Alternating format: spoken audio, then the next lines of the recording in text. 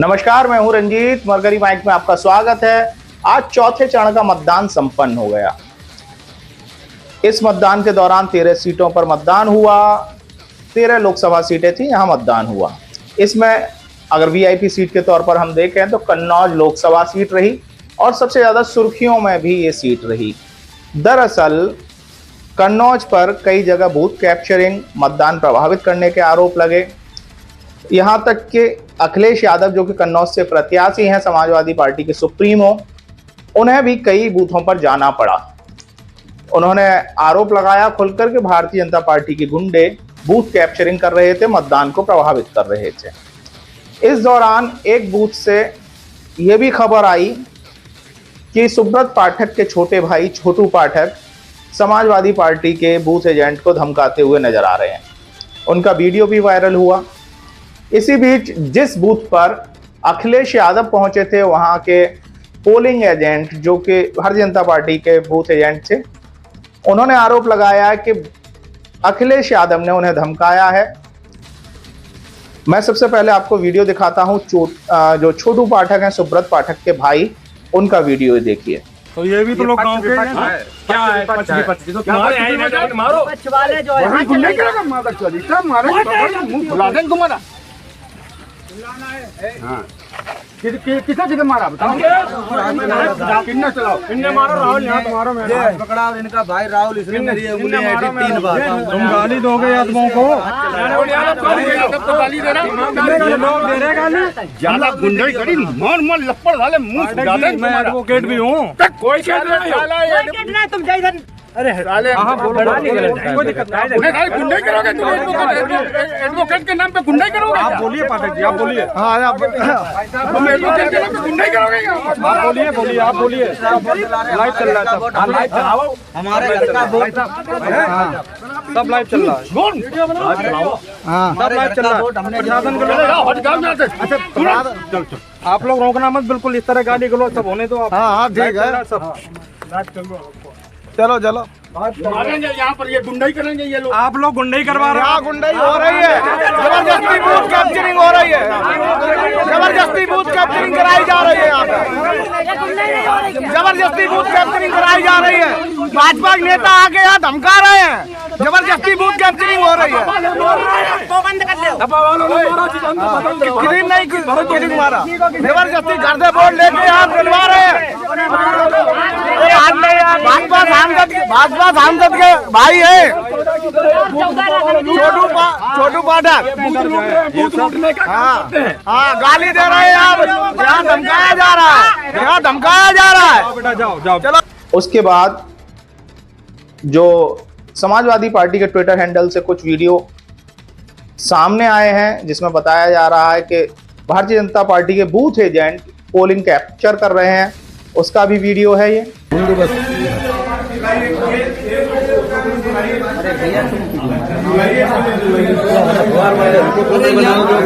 हमको क्यों नहीं बनाना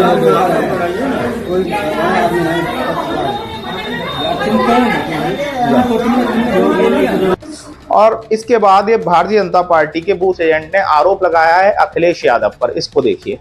अब से यादव लुटाई मारो ताकि बात अगली आशीष यादव, मनोज और का नाम अखिलेश यादव जी के संगे लोग थे, उनने मारो। अखिलेश यादव जी ने धमकी दी, कौन है गुंडा साले मारो यहाँ।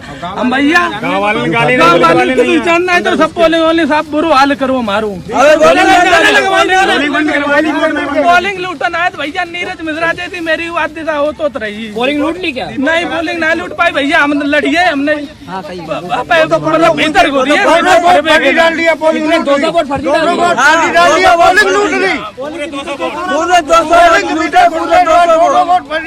और कन्नौज के बगल की सीट, या यूं कहें कि फर्रुखाबाद सीट पर जो समाजवादी पार्टी प्रत्याशी हैं नवल किशोर शाक्य, उन्होंने भारतीय जनता पार्टी पर आरोप लगाया है बूथ कैप्चरिंग का। अलीगंज के कई हिस्सों में, जो अलीगंज विधानसभा है फर्रुखाबाद लोकसभा क्षेत्र की, इसमें बूथ कैप्चरिंग के आरोप लगे हैं। नवल किशोर शाक्य का ये बयान सुनिए। बूथ संख्या 349 अलीगंज विधानसभा लोकसभा फर्रुखाबाद का ये कतरागंज बूथ है, जहाँ पर ये बगल का नगला भग्गू है। और भग्गू नगला के लोग साकी समाज के हैं और उसमें राजपूत समाज के लोधी राजपूत समाज के। तो सुबह ना तो हमारा कोई एजेंट बनने दिया और जब यहाँ से लोग गए तो उनको मारा गया। दहशत इस प्रकार की है कि कोई भी वहाँ वोट डालने के लिए नहीं गया, क्योंकि बगल के खेत में मक्का के खेत खड़े हुए हैं, उसमें लोग नए असलों के तैनात हैं और उन्होंने कह दिया है कि इस गांव में कोई वोट नहीं पड़ेगा। इसलिए मैं शासन प्रशासन से अनुरोध करता हूं कि पहले तो सबसे पहले यहाँ पर अभी बज गए करीब 11:15, अभी अगर तुरंत आके यहाँ पर फोर्स आए और फोर्स आने के साथ में ये जो हमारे वोटर्स हैं ये अपना मतदान कर पाएं। अगर नहीं आए तो हम अनुरोध करेंगे कि यहाँ की जो पोल है वो रीपोल किया जाए। अगर शासन प्रशासन इस चीज को ध्यान में नहीं लेता है तो मैं माननीय निर्वाचन आयोग से अनुरोध करूंगा कि यहाँ का पोल रीपोल किया जाए। आप देख सकते हैं और पत्रकार साथी आप देख सकते हैं ये सारे के सारे लोग एक भी वोट नगला भग्गू का अभी तक। और इसके बाद शाहजहांपुर की बात करते हैं। फर्रुखाबाद से सटी हुई सीट है। इस सीट पर ज्योत्सना गौंड सपा प्रत्याशी हैं। उन्होंने तो एक अजीबोगरीब आरोप लगाया है कि उन्हें शिकायतें मिली हैं कि आप साइकिल का बटन दबाइए तो फूल की पर्ची छप कर आ रही है। यानी इलेक्ट्रॉनिक वोटिंग मशीन में गड़बड़ी की शिकायत उन्होंने की है, आरोप लगाया है। उन्होंने कहा है मतदान भी बहुत स्लो चल रहा है, कई जगह पीठासीन अधिकारी बहुत देर से मतदान शुरू करा पाए। ज्योत्सना गौंड का ये बयान सुनिए। अच्छा लग रहा है देख के लोगों को। कुछ दिक्कतें भी आ रही हैं इलेक्शंस में, जैसे कि मुझे नहीं पता था यहाँ पे ईवीएम की भी दिक्कतें आ रही हैं। बहुत से लोगों ने मुझे फ़ोन किया सुबह से कि ईवीएम की दिक्कतें हो रही हैं, वोट पड़ रहा है हमारी पार्टी का और जा रहा है ऐसे किसी और पार्टी को। जैसे कि आप ये दिक्कतें आ रही, ईवीएम की दिक्कतें आ रही, पर्चे ना बटने की दिक्कतें आ रही, तो दिक्कतें कुछ आ रही। बाकी वोटिंग परसेंटेज सही है, लोग आ रहे हैं, लोग निकल रहे हैं, लोग सजग हैं इस समय वोट देने के लिए, अपना मतदान कास्ट करने के लिए। आपका कहना ये है कि जो प्रशासनिक लापरवाहियां कहीं सामने निकल कर सामने आ रही हैं, कहीं पे तो आ रही हैं, कहीं पे बड़े अच्छे तरीके से काम हो रहा है, पर कहीं पे कुछ दिक्कतें सामने आ रही हैं। मैम वित्त मंत्री लगता है कि आपको निष्पक्ष चुनाव हो रहा है, ऐसा महसूस लगता है या कुछ लगता है कुछ गड़बड़ है? कहीं पे कुछ गड़बड़ हो रही है। देखिए मेरे पास फ़ोन आ रहा है, अगर हो रही होती तो फ़ोन आने की कोई संभावना नहीं है, फ़ोन आ रहा है। दिक्कतें कहीं पे हो रही हैं, कहीं पे सुचारू रूप से व्यवस्था नहीं चल पा रही है। चीज़ें कि 5 गांव में पूरे जनपद आपकी सीट पे 5 गांव में करीब चुनाव बहिष्कार की बात हो रही है स्थानीय मुद्दों को लेकर के, विकासहीन चीज़ों को लेकर। जी। तो अभी भी वहाँ पे जो है वो जलालाबाद में है और बंडा में है, तिलहर में है। जी। अभी मतदान वहाँ शुरू नहीं हुआ, क्या कहेंगे? बिल्कुल मैं जाऊंगी और लोगों से इस बारे में बात भी करूंगी। अगर ऐसी कोई दिक्कत है, अगर मौजूदा लोग दिक्कत क्यों नहीं कर रहे हैं वोट, वो परेशान होंगे, जो मौजूदा सांसद हैं उनसे परेशान है। और मैं अभी निकल ही रही हूँ, मैं जा ही रही हूँ, मैं लोगों से मिलने ही जा रही हूँ कि क्यों वोटिंग नहीं हो रही है। और वोट अगर कास्ट नहीं करेंगे तो फिर तो बहुत दिक्कत की बात है आगे आने वाले समय के लिए। वित्त मंत्री कह रहे हैं कि विपक्ष के पास ना तो शक्ति है और ना ही उनके पास कोई मुद्दा है, ताकत भी नहीं लड़ने के लिए उनके पास। जी। आप देख सकते हैं कि लोग कितना इकट्ठा हुए हैं। ये तो अगर वो ऐसा कह रहे हैं तो शायद वो तथ्यों पे नहीं बात कर रहे होंगे। तो तथ्य यही कहते हैं कि लोग लड़ रहे हैं, लोग लड़ना चाह रहे हैं। चुनाव मैं नहीं लड़ रही हूँ, चुनाव जनता लड़ रही है, इस बार अपने लिए लड़ रही है। और जो मुद्दे हैं, मुद्दे इतने इंपॉर्टेंट है कि मुद्दों पे लड़ रही है इस बार जनता चुनाव अपने लिए। अरे मुद्दे तो आप जान ही रहे होंगे, बेरोजगारी का कितना बड़ा मुद्दा है इस समय। लोगों ने मुझे आके बताया बेरोजगारी का मुद्दा, महंगाई का मुद्दा, जो किसानों की आय का मुद्दा है, जो शाहजहांपुर के लोगों का अपना पर्सनल मुद्दे हैं जो शाहजहांपुर के लोग फेस कर रहे हैं। ये सब मुद्दे हैं, अगर निवारण हो रहा होता तो लोगों में इतना आक्रोश नहीं होता, लोग इतने सजग नहीं होते वोट देने के लिए। क्योंकि मैं देख रही हूँ कि लोग सजग हैं और इस बार अच्छा मतदान होगा। अपील करेंगे कि कम से कम निकलें और मतदान करें, बहिष्कार रुकें और लोग मतदान करें बढ़कर। जी मैं ये अपील करना चाहूँगी आप लोगों के चैनल के माध्यम से कि आप निकलें, ये आपका हक है। और आज ही का दिन है आपके पास, आज का दिन आपके आने वाले 5 सालों के लिए बहुत बेहतर आपको बना देगा। मैं अपील करती हूँ आप सब लोगों से कि आप अपने घरों से निकलें, आप अपने मत का इम्पोर्टेंस समझें और वो बहुत ज़रूरी है आप सब लोगों के लिए, आपके संविधान की रक्षा के लिए और आपकी डेमोक्रेसी की रक्षा के लिए। आप लोग निकले, ज़रूर से वोट दें आप सब लोग। तो कानपुर, कन्नौज, मिश्रिख, धौरहरा, शाहजहांपुर, उन्नाव, फर्रुखाबाद, कन्नौज, सीतापुर, हरदोई 13 सीटों पर आज मतदान हुआ। अकबरपुर में मतदान हुआ। इन सीटों पर सुबह से लगातार मतदान का प्रतिशत, अगर हम इटावा की बात करें तो इटावा पर सुबह 5% था, 9 बजे तक का मतदान। कानपुर शहर पर 7% था, लेकिन जैसे जैसे वोटिंग का टाइम बढ़ा, लोगों ने निकलना शुरू किया, तो 5 बजे तक का मतदान लगभग 58% दर्ज किया गया है। और इसके बाद 6 बजे के मतदान की रिपोर्ट अभी आना बाकी थी, जब तक मैं समाचार पढ़ रहा हूं। तो कुल मिला के कन्नौज समेत 13 लोकसभा सीटों पर आज चुनाव हुआ है। इस चुनाव में समाजवादी पार्टी और इंडिया गठबंधन के प्रत्याशी खड़े हुए हैं।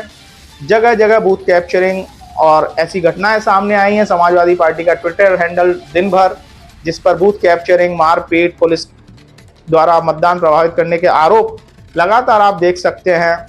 ट्विटर हैंडल के कुछ स्क्रीनशॉट्स मैं शेयर कर रहा हूं आपके साथ। अब बात करते हैं कि आखिर इन 13 लोकसभा जो सीट हैं उनका लब्बो-लुआब क्या है। तो राजनीतिक विश्लेषकों की माने तो 13 जो लोकसभा सीटों पर चुनाव हुआ है, उन्नाव शामिल है। साक्षी महाराज 2 बार लगातार वहां से सांसद हैं। उनके सामने अन्नू टंडन है, समाजवादी पार्टी की प्रत्याशी, 2009 से 14 के टेन्योर में कांग्रेस से वो सांसद रही थी। तो अगर उन्नाव की हम बात करें तो यह मामला फंसा हुआ है समाजवादी पार्टी और भारतीय जनता पार्टी के सामने। दोनों की जबरदस्त टक्कर है, कुछ कहा नहीं जा सकता ऊंट किस करवट बैठेगा।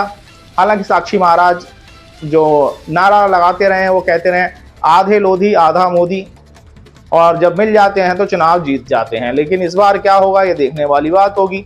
लेकिन ये सीट बहुत टाइट है, यहाँ पर साक्षी महाराज निकल पाएंगे या नहीं निकल पाएंगे इस बार, क्योंकि विकास के नाम पर ये सीट शून्य दिखाई देती है। यहाँ अन्नू टंडन समाज सेवी के तौर पर आती हैं, लेकिन उनके साथ भी ये चीजें हैं कि अगर वो चुनाव से 5 महीने पहले वो सक्रिय होती हैं फील्ड में, उसके बाद गायब हो जाती हैं। समाजवादी पार्टी कार्यालय उनका आना जाना होता नहीं है। तो ऐसे में जनता के सामने 2 प्रत्याशी खड़े हुए हैं, साक्षी महाराज जो कि भारतीय जनता पार्टी से हैं और अन्नू टंडन जो कि समाजवादी पार्टी से। दोनों के बीच मुकाबला जबरदस्त है। देखने वाली बात होगी किसकी हार किसकी जीत होगी, 4 जून को पता चलेगा। फिलहाल उन्नाव पर मतदान संपन्न हो चुका है। कन्नौज की बात करते हैं हम। कन्नौज पर अखिलेश यादव के सामने सुब्रत पाठक हैं। पिछली दफा सुब्रत पाठक ने डिंपल यादव को चुनाव हराया था 2019 में।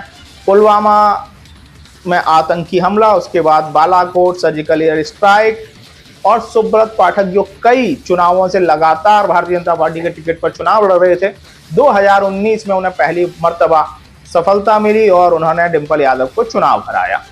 भारतीय जनता पार्टी के खाते में ये सीट गई।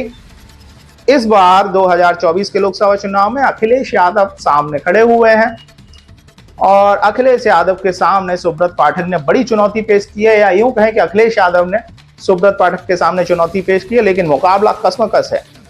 ये हाई वोल्टेज इलेक्शन माना जा रहा है, क्योंकि आज चुनाव के दौरान दोनों पक्षों में गर्मा गर्मी की तस्वीरें भी सामने आई। आपस में एक दूसरे के जो पोलिंग एजेंट थे वो भिड़ते हुए नजर आए। कई जगह भाजपा की जो झंडी लगी गाड़ियां थी, उन पर मतदान प्रभावित करने का आरोप सपा के कार्यकर्ता लगाते रहे। चुनाव आयोग से शिकायतें हुई हैं, देखने वाली बात होगी। फिलहाल राहुल गांधी की रैली के बाद इस सीट पर जो मिजाज था थोड़ा और गर्माया था।